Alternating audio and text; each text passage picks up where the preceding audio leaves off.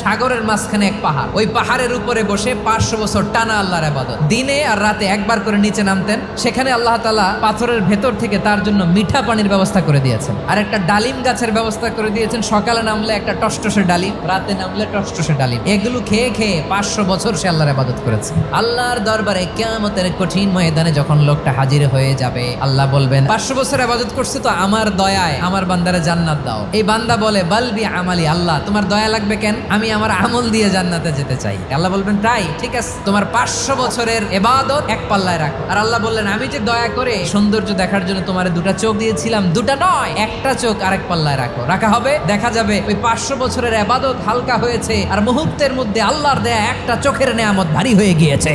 ফলাফল দেখো, হিসাব বলে তুমি এখন জাহান্নামে যাবা, যাও এবার জাহান্নামে যাও। এবার লোকটা কাচুমাচু করে বলে আল্লাহ এবার আমি বুঝতে পেরেছি তোমার দয়া ছাড়া দুনিয়ায় কেউ জান্নাতে যেতে পারবে না।